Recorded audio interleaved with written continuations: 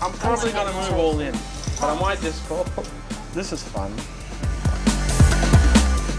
Wow, what a big card there for Tony on the river. He's made the straight. The bet is 25,000 from Jennifer. Wow, she's managed to get him to lay down top set in this, but I think I could come back later and get some more action. We have a new face to join the crowd. It's Gus Hansen. This game is so amazing. We have some of the best players waiting in the wings. Pretty nice flop for Gus Hansen. He has flopped the straight. He has a wheel.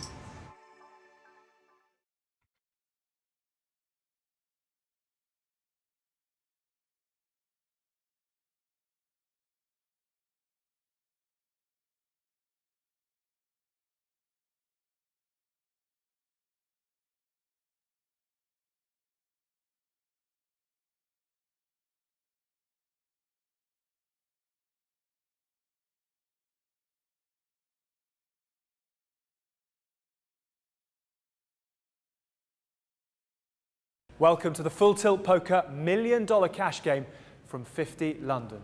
This sensational venue, however, is more than ably matched by our poker playing talent this evening. 13 of the most famous faces in the game, all trying to outwit and outthink each other as they aim to make as much profit as possible by the end of the game.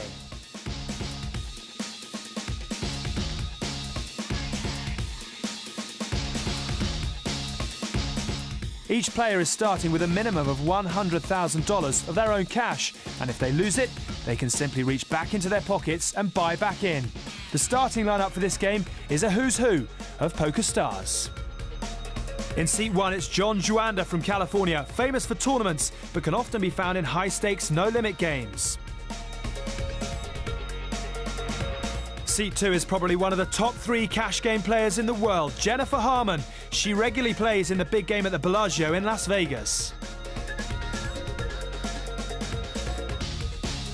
Next up is the only person to win 4 World Poker Tour titles, Gus Hansen, originally from Denmark, but now spending most of his time commuting from Monte Carlo to Las Vegas. Then the man who needs no introduction, Phil Ivey, with 5 World Series of Poker bracelets and also another regular visitor to the Bellagio's $4,000, $8,000 limit game. In seat 5, it's British pro Mark Goodwin, who reportedly makes just as much money gambling on golf with Phil Ivey as he does playing poker. In seat 6, it's Mike the Mouth Matusow, self-confessed best player at the table. He's won over $4.2 million in tournaments, but loves the cash games just as much. Then in 7, it's the Professor, Howard Lederer, who apparently has given up playing cash games, but just a few years ago was playing in the biggest game ever with Jennifer Harman and Doyle Brunson, to name just 2. Finally in seat 8, it's billionaire retired businessman from Ireland, Alan Smurfit, who now plays poker as a hobby to some success. But who out of these players and more will take home the money and the title? Let's get straight to the action and join our commentary team of David Tuchman and Gary Jones. The greatest poker players are here at 50 London for the Full Tilt Poker $1 Million cash game. Here comes the Mouth himself. Now you see, most of these players are trying to avoid playing hands out of position, but Mike Matusow has no problem with it. Jack 10 offsuit? Okay, I'm there. 15 all to you. Well, there's no way Gus Hansen throws away a pair in the small blinds. Suited connectors, pair, any kind of half hand, and he's happy to play. And speaking of suited connectors, here's Mark. But one thing to note is one of the 6s for Gus Hansen's in that hand. Oh, it's a nice start for Mark Goodwin there. The pocket 6s are good at the moment for Gus. If he bets and Mark Goodwin calls, we'll probably see Matusow throw this one away. Now, Mark Goodwin hasn't played many hands. He plays it very tight. Might he be able to raise on the come? Yeah, he might actually be able to get rid of Gus if he did raise here. This is a feeler bet from Gus. He wants to know whether his 6s are good. Doesn't want to be calling anyone else. 4,200 pounds.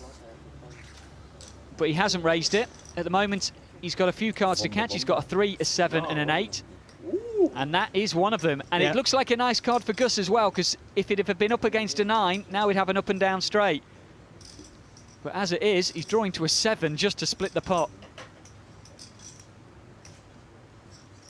Mark Goodwin with the absolute nuts right now.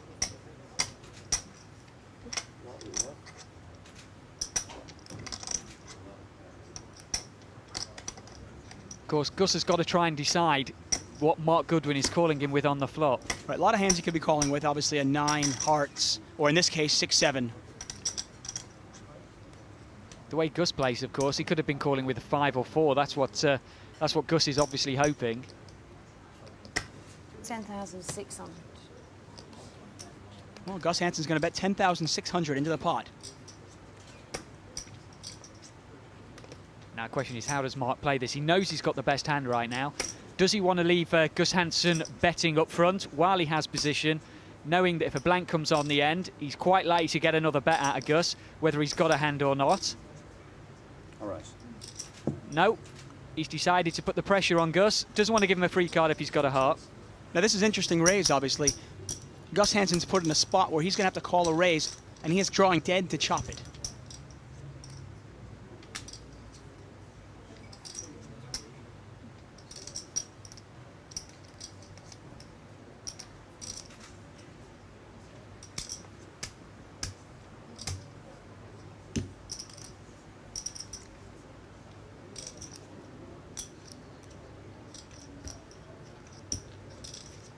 Raise of 21,000. That's a mighty big raise, 21,000 more. I think that's what Gus Hansen was thinking. Pot is now 46,000.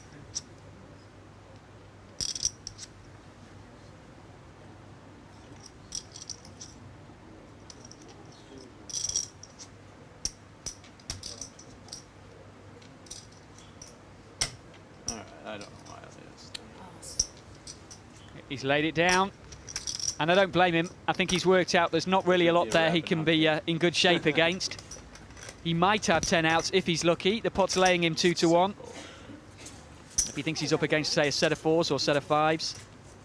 I don't judge. Huh? I don't judge if you want to rattle, huh?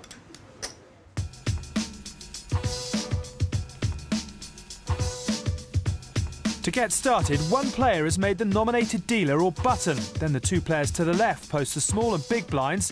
These are forced bets to get the action started. The big blind is always double the small. Unlike a tournament, the blinds stay at a set level for the whole game.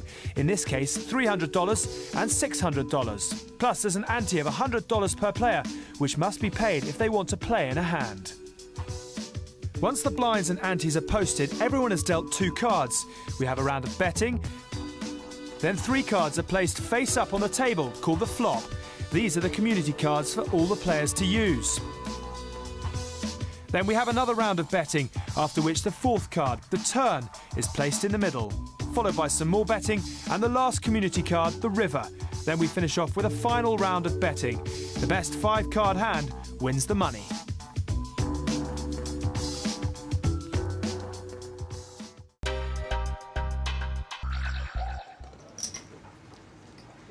David Tuckman and Gary Jones here. Chris Ferguson, 2000 World Series of Poker main event champion, looking on. Jesus there, with his trademark long hair and his hat.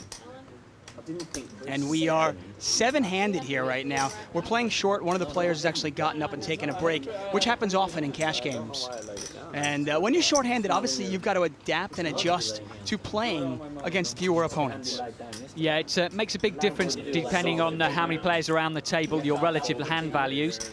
Hands like King Jack in the middle position is suddenly a raising hand rather than maybe it wasn't before. Looks like Howard Lederer is going to take a break, pick up his chips and leave the table for a while.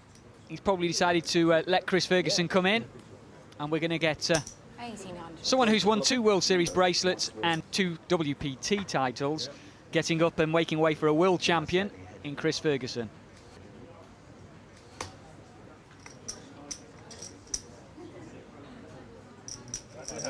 As if the lineup wasn't tough enough already, here we have 2000 World Series poker champion Chris Ferguson.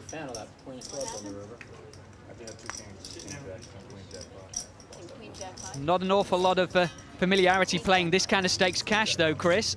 So it's going to be interesting to see how he settles down, whether he wants to try and mix it up, or as I expect, I think he's probably going to sit back and play this one quite tight. Not get involved too much. It'll probably be pretty well the same as when we had Howard Lederer in that spot. Not doing anything too creative. Yeah, I spoke to him earlier, and he assured me, because poker is poker. Yeah, it doesn't make a great deal of difference whether you're playing tournaments or cash. You're still making reads. Still about understanding players. And here's Jennifer Harman with ace-king. Jennifer Harman, our big winner so far. Are you riding the broom on me already? Wow. Yep, she's raised it up. Look at these cards.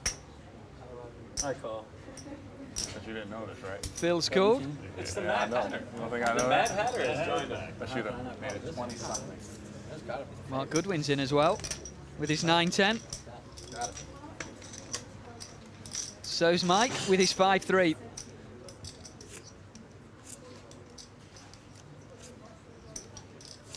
Wow, and there's a set for Phil Ivey. Check. Check.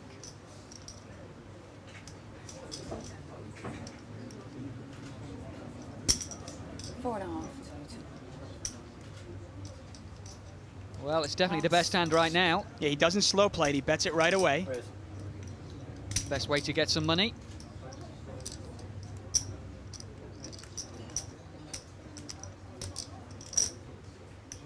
Raising 15. Matusow raises it up here. He's got bottom pair and a gut shot straight draw. Wow, that's a big bet with that kind of a hand. He's obviously trying to push Phil off the pot. Everyone else has cleared out the way. And left it open for these two to do battle. So far, Mike's got the better of these battles, but right now he's drawing pretty slim. Well, right now there's only two hands that Ivey can lose to. A set of sevens or 5-6.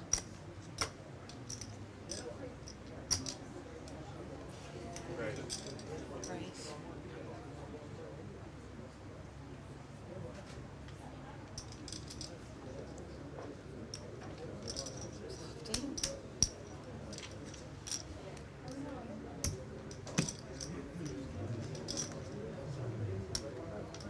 $30. 30 more to the mouth. Now Ivey has re-raised him. He is out of position. He can't really afford to check it. Yeah, you can't afford to play this one too slow, Phil. No. Oh my God. 30. 32.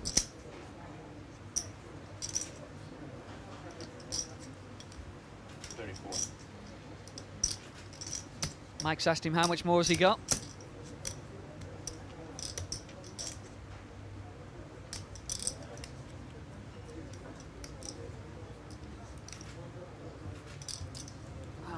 Nope, he releases. I think the whole how much more have you got was just a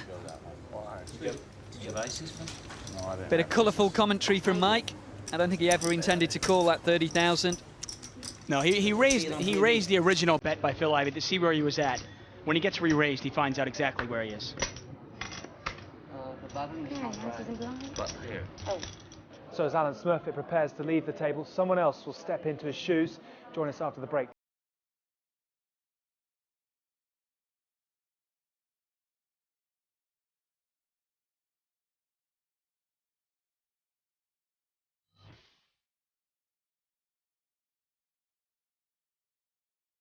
Welcome back. One of the world's best, Alan Cunningham, now prepares to take his place at the table. Let's see how he gets on as we rejoin our commentary team of David Tuckman and Gary Jones. There's a space at the table, and look who's waiting to come in. It's Alan Cunningham, fourth at the 2006 World Series of Poker main event. Also the 2005 World Series of Poker Player of the Year.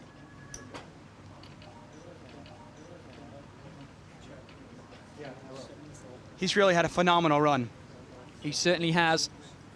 And pass. So Howard, how's the table playing out there? Well, you know, we had a few big hands early, and then it seemed like the cards maybe quieted down a little bit. I mean, you know, we've had our share of pots. The last pot I played where I lost 15,000, two people flopped two pair, at least according to what people say at the table, and I believe them. and I guess Gus either flopped a set or a straight, so that was a pretty big pot. So we've had some fireworks, but you know, we've also had a lot of quiet hands. A raise. Raise of 37, 4-3 total. Pass. We've got a raise of 3,700 here from Mark Goodwin. He's got raised up to 4,300. That's a big, big raise. He doesn't want to get a caller. Oh. Pardon. But Phil's decided to call. And we've got ourselves a big pot here, 10,800 before the flop. 5, 8, 4. And that's not a bad flop for Phil. Not at all. I mean, there's no reason to think your sixes aren't good here. 3,002. Really puts him in a tough spot. It's only 3,200 with 10,000 already in the middle. And called. He's definitely not going to get rid of him for that price. 2. Check. Check. An additional straight card. And once again, Mark gives a free card. And once again, he's got away with it. And it might actually get him a bet. A call, rather.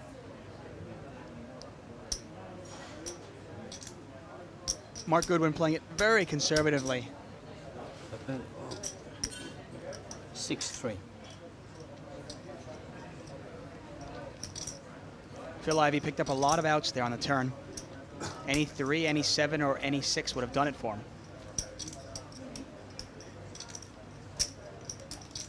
Phil just can't see a hand. He can check on the turn and then bet on the river.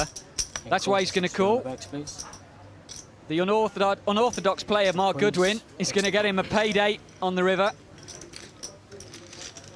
So a nice pot. Goes to the Englishman, Mark Goodwin. That's what makes these players so great, is that they are so unpredictable. You never really know what they have. It's really exciting to play in such a big game. I don't think I've ever played a no-limit game quite this high. I've played some limit games that are probably comparable. But they're all excellent players, and it's a huge game. It should be really exciting. I don't feel guilty against winning against these guys because they're all great players, and they've all been there 1,000 times before and won and lost plenty, and I know they're trying to all win my money. So it's really just a game, and there are never any hard feelings between some of the good players.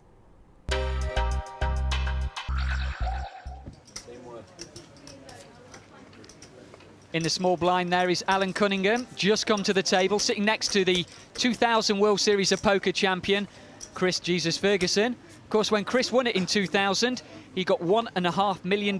Alan Cunningham just came fourth at the 2006 World Series of Poker Championship, where he won $3.6 million. Amazing, the explosion that poker's experienced over the last few years. The money now is just incredible. Yeah, Alan Cunningham has been on absolute fire. 2005 and 6 have really been his years. He is a phenomenal player who's had a great couple of years. And he's actually got quite a lot of experience in high-stakes cash games as well. So here's Mike taking his customary walk around.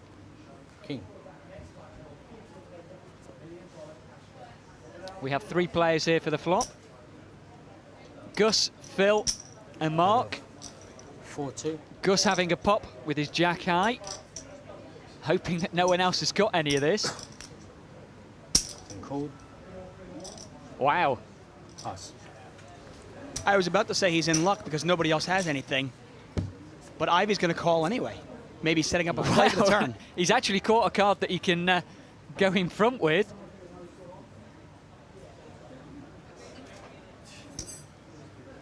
Well, now, Gus has actually picked up additional outs here. He can catch an 8 or a queen to make the nuts That's straight. actually not a bad card for Gus. Check. They've both gone check, check. Ace. Of course, Phil might have been calling to bluff the turn, but once he's caught the 9, he now actually has a hand he can check down. And it's going to send Gus's head spinning to see him having hit this. I think if I was Phil now, I'd be prepared to check it just to send him on tilt. Out of 6,000.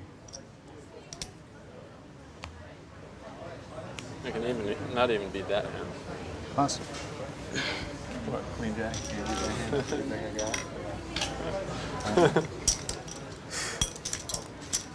We can't even beat the queen jack. And you anti first.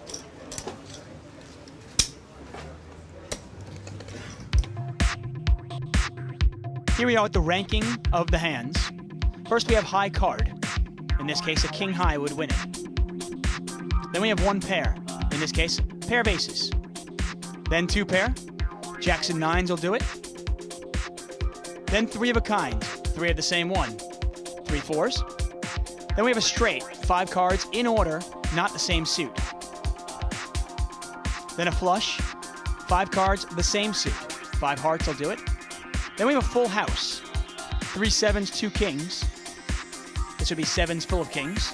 4 of a kind, 4 kings. Then we have a straight flush. 5 cards in order, all the same suit. And here's the most beautiful hand in the world. Royal flush. 10, 2 ace, all the same suit. I'd hate to think how much money has been won between the players around the table, not just in tournament winnings, but we have some of the best cash game players anywhere in the world sat around this table. And they are going at it. 18 to call. Pass. There's Chris Ferguson passing once again. Pass. Someone really should dust him off. I don't think he's actually volunteered a single chip to a pot yet. Well, you pointed out correctly, Chris Ferguson, really a tournament player. It'll be interesting to see how he adapts to a cash game. I think we've already seen how he's going to adapt to the cash game. He's going to lose the minimum, is basically what his plan is. Three. No, I ain't sharing. King. No. I share with Gus, but not you. Check. We've got a bit of a... Both of them are flop top pair. Both of them are checking it. Well, Hold'em is a game of kickers here. They don't save any for like the high. And in this case, Phil Ivey's got the best of them with the 10 kicker. The arts don't care. The arts sell out. So, King 10 for Phil, King 5 for Gus, who probably thinks he's winning right now after they both checked the flop. Is he lining up for a raise? Cool, a raise to 8,000 total. A small raise. And called. Phil calls straight away. 10.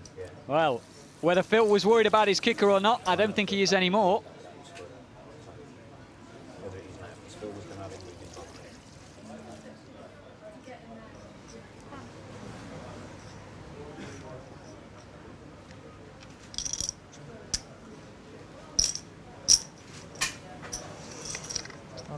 And raise of 10,000, the bet of 10.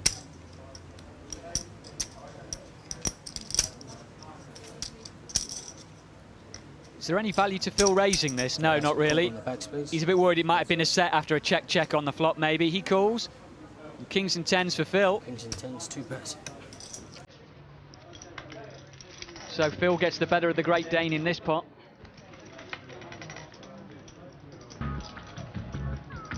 Phil Ivey now our big winner, up $29,900. Jennifer Harman in second place, up $26,700. John Juanda still pulling up the rear. He's down $42,000 today. Yeah, he was down a little bit more than that. Looks like he's slowly crawling back.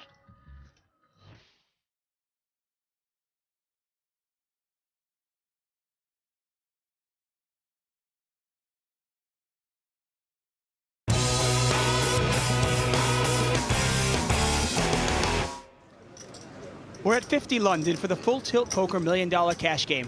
I'm David Tuckman. Here with me is Gary Jones. We've got 2 new players in the game. We have Eric Seidel and Roland DeWolf. Gary, what do you know about Roland and Eric Seidel? Well, it's kind of someone who's been very, very good in the past. Eric Seidel, he's made an awful lot of money, even before kind of the internet boom took over and made poker as popular as it is today. Roland DeWolf is kind of the opposite. He's someone who's only come into his own over the last couple of years, doing very well in both 2005 and 2006. He really is kind of the face of the new poker. So it'll be interesting to see how these two adapt to playing cash games, because both of them have had most of their success in tournaments. But I played with Eric a little bit in cash games, and he can play cash as well as tournaments. So I'm not expecting him to give anything away. And look at who we've got at this table with us. We've got Gus Hansen and Phil Ivey sitting next to each other. 2 of the biggest faces in poker. Pass. Eric Buttons in front of Mike Matusow now. Pass. Eric and Roland are going to sit out for the first hand. Here's Mark Goodwin. So far, he's had the the best of the early action in this cash game. He's up about $34,000. Raise it up from Mark Goodwin, and a call from Mike Matusow. Good suited connectors there for Mike, and he's got the button.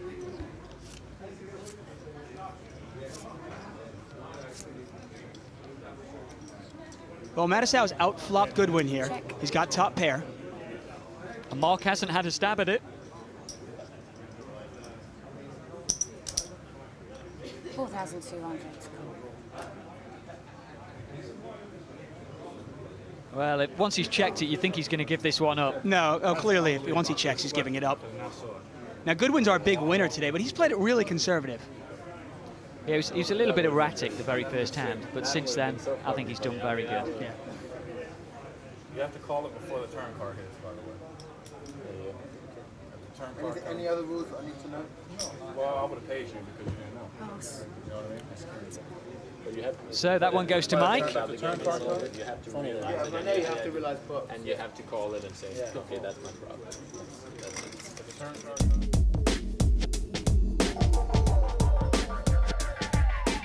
The main difference between a cash game and tournament poker is that in a cash game, sometimes when you put $100,000 in a pot, it's your own money.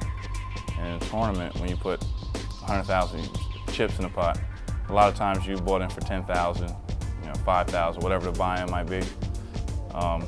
So it's not really that big of a deal when you lose the pot. It hurts a lot more in a cash game when you lose 100,000 of your own money. I think cash games you can actually make more money, because in tournaments you really need to make it far to make good money playing tournaments. The art of cash games in my mind is to forget that it's actually money. It's just a tool, and these are just tokens, and you're just betting with them, but you don't actually think, that's a nice car I'm just calling with there, or that's a lovely family holiday or something like that. I think, the true poker players are the poker players that excel and enjoy and do well in multiple forms of the game. 2 bracelets. Awesome. Well, these aren't easy to win. I remember this one like it was yesterday. My opponent had me down to my last. Sorry. Anyway, I was down to my last few chips. So I had to call. Well, you played here before, being a USA Poker. Oh, wow. Wow. I had a share. I don't believe that. Wow, you might lose some I had a share with sponsorship. Pass. It was expensive share. Pass. The players certainly seem to be enjoying themselves. Plenty of conversation going on down there. Golfing buddies, Phil Ivey and Mark Goodwin. 2,200 to play. Gus Hansen raising it up with his Queen Jack of Hearts. Pass. Looking good so far. 2,200. Quite. I was used to that bit by now. Oh my God. I don't think Mike's ever not defended his big blind.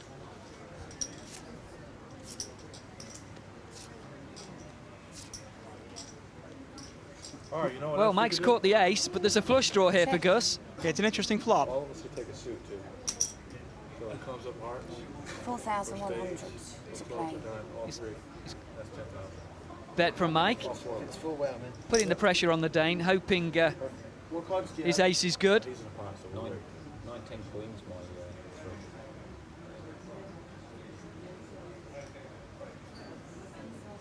Tough spot for Matusow here. He doesn't have much of a kicker.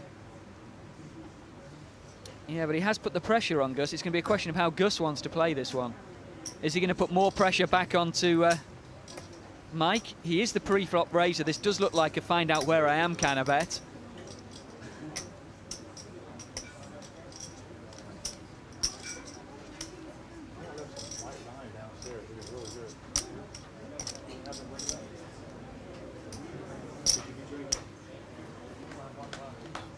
Putting the pressure back on him. Raising 13.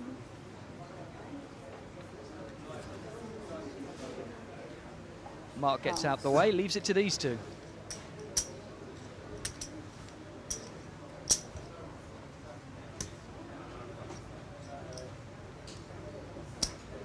Well, that looks like a call to me. It's a brave call.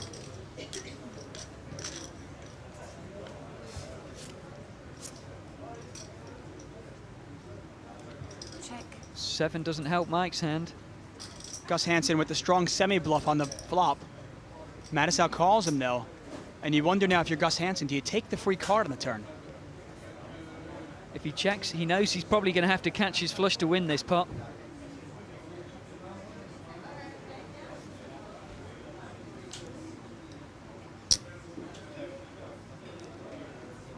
If he bets 25, 30,000, it would take one big call from Mike Matusow with ace with a 3 kicker. Really would.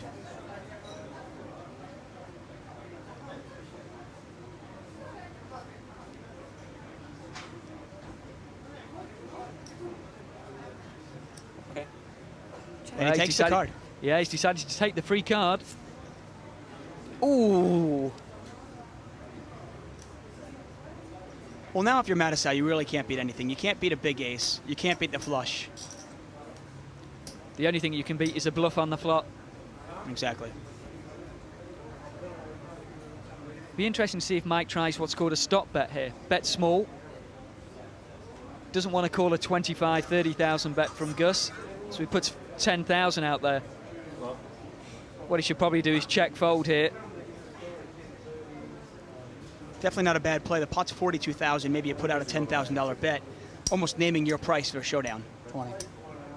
Well, his stop bet's a bit bigger than mine would have been. It's 20,000. That's good.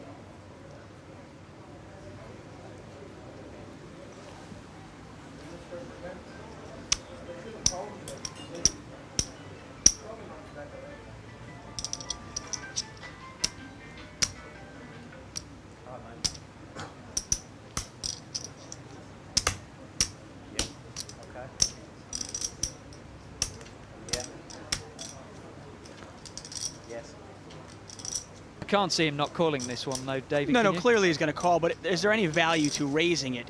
Remember, there is a paired board. I really can't see him raising it either. But then, Gus does a few things that the rest of us might not. Caution certainly isn't his middle name. Obviously, he can't beat the king-high flush, and he can't beat a full house.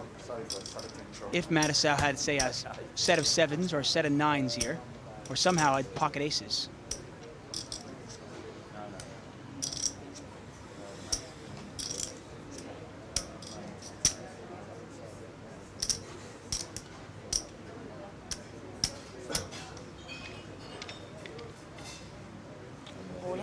He's moved his chips all in. Wow. Well, what do we know? As Gus Hansen moves all his chips in there. Pot is now $144,000. $144,000 pot here. And now Matusow is thinking, is this guy bluffing me? Could he be bluffing me?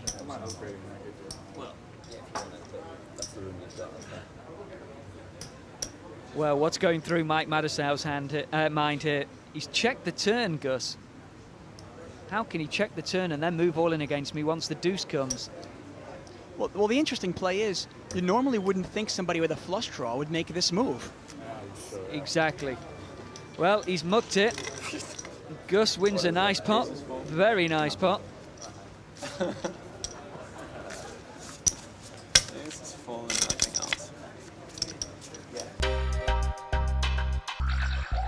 When you play poker, you're trying to make the best decisions based on the information you have, and really the amount should be fairly insignificant. I mean, it should matter. You shouldn't be careless, but you shouldn't base your decisions on whether you could buy a car or half a car or 2 cars for the amount. You should base your decision on what's the best move I can make here.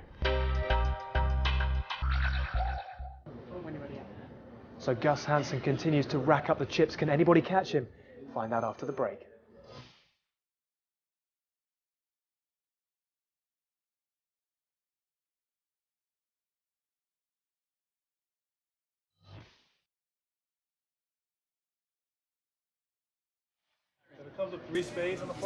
The action here is intense at 50 London. The button is in front of Eric Seidel. Gus Hansen in the big blind. Phil Ivey's first to act. We're going to kick this game up, right out the mud here. Bill lays it down. Mark Goodwin looks like he's called. Pass. Yeah, Mark's in with his Queen King of Diamonds. Pass. Pass. Eric calls for 600 on the button with his 10 jack. It's a good hand on the button. And he makes up the big blind with his 9 jack, Roland. That leaves just Gus Hansen. Oh, and Gus Hansen's picked up a couple of ladies here. Now, how do you play this in the big blind? Well, he probably doesn't want to leave too many people in this pot. He's going to be out of position against anyone but Roland de Wolf, so I'd expect quite a decent size bet. And he does that. Now, a lot of ways to play pocket queens here. You can definitely slow play him and kind of disguise you're holding in a cash game, or play him strong like Gus Hansen has. Well, that's a raise of 5,000. That's playing them strong. Clearly, Gus Hansen does not want to see a flop here. He certainly doesn't want to see a flop four-handed. But that's a call there from Mark Goodwin. And he's in pretty bad shape. He does not want to see a queen-high flop. Sure can. No, if the case queen were to come out, Goodwin would be in trouble. Ooh, one overcard to Gus's queens, and it's the one he did not want to see. It's a king. I was in? No, I said you have no chance of sleeping. You're like, one more. No, obviously Goodwin way ahead, and we can see that. But he's obviously got to be scared of ace king. 10,200. Well, that's a big bet from Gus. If Mark Flat calls this,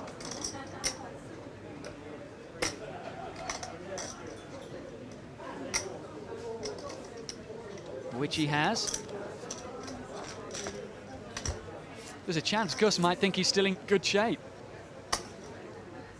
It wouldn't be unheard of for Mark to call, we say, pocket 9s or 10s in this spot. One overcard. Thanks for mentioning it. In case somebody Pot is now $33,000. The Great Dane way behind. He's going to need one of the. He's going to need the king. He to goes call. check, check. That's the card that neither player would like to see. Actually, Goodwin's actually backed into a flush now. Oh, yes, he's coming to a backdoor diamond flush. He took his free card on the turn.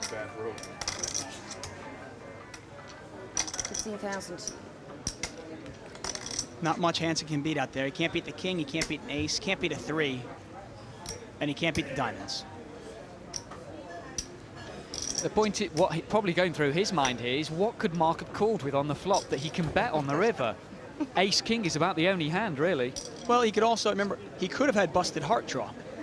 He could have called him with a heart draw, missed it, and now he has to fire at it. Maybe that's what Gus is thinking. That's what's going through Gus's mind. It's like the worst call ever. I'm absolutely certain you'll make worse. So am I. There's that. There's no doubt.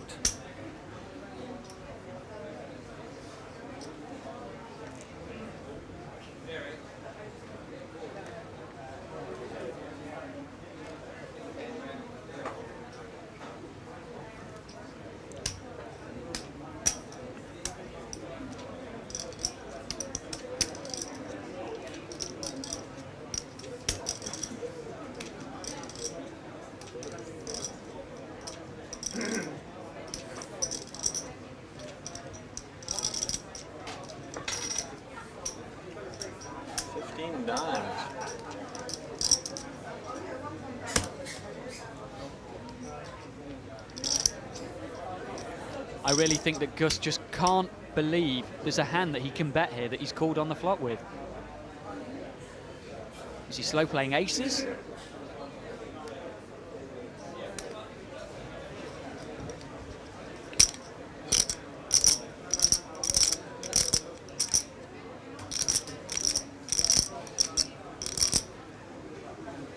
It's going to be very easy for him to give a middle pair and call this bet.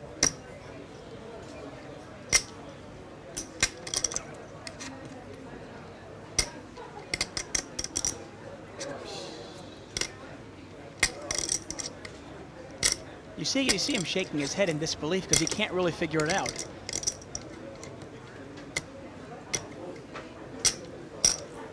Obviously, always hard to see those backdoor diamonds.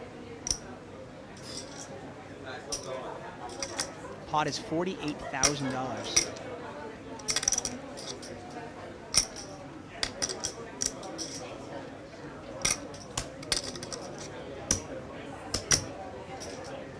God, can't even take a trigger.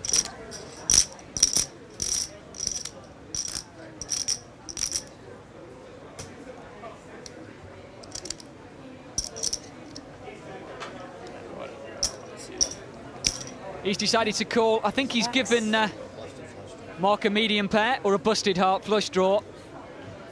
That's the one hand he probably hasn't thought about. And that is a very good pot for Mark Goodwin. Wow, great pot there. Mark Goodwin is now our big winner, up to $163,000. There it is. Mark Goodwin up $63,000 for the day. Phil Ivey in second place with $34,000. Gus Hansen gives a lot of his winnings away now. He's only up 13. And Matusow is our big loser. He's down $34,000. Who's watching? Tony. Buttons in seat number 2. Phil Ivey in the big blind here. Action is on. Mark Goodwin. Mark's not going to play. Matusow has a reach for, he's just calling the 600. Well, Matusow's got king-queen offsuit here. It's not a bad hand to play. That, on the other hand, is a very nice hand to play. Yeah, I think the 2005 World Series Poker Player of the Year, Alan Cunningham, is going to play that. I tell you what, even I would play that hand. I don't think you have to be the 2005. I'm not saying I played as well, but I would play it. Phil's in as well. Well, in a deep stack, no limit cash game, this is the kind of hand you want. Snap off a big hand. And that's a great first card for Phil. And now the question is, Alan Cunningham was a great player. Can he get away from pocket aces? There's $11,600 in the pot right now. And we have a big pot brewing. And I love the bet by Ivey here. He bets right into the razor. And Alan knows he'd do this with so many hands.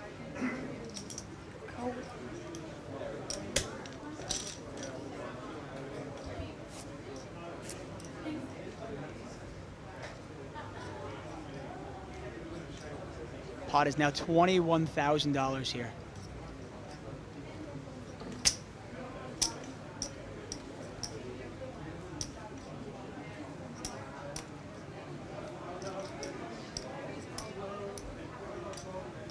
Phil Ivey and Alan Cunningham, they know each other extremely well. 15,000 to play.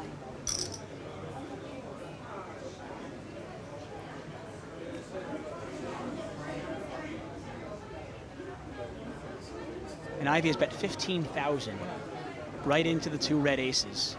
And what do you do if you're Cunningham here? Alan has already shown that he's got an overpair to the board. That's what his call on the flop represents. And yet Phil still keeps one afire. Alan's got to know that it might be on him at the moment. Pot is now $51,000.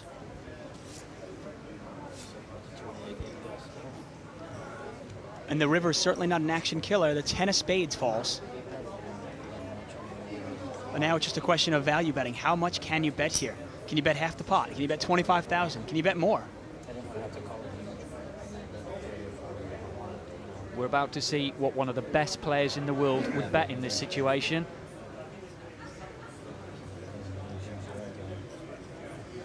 He's done a great job of building himself a big pot.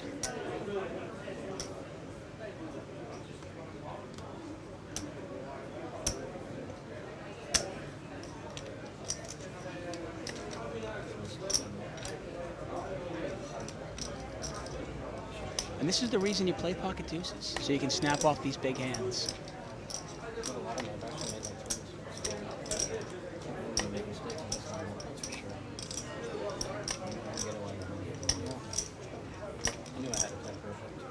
Phil Ivey so deliberate with every move he makes.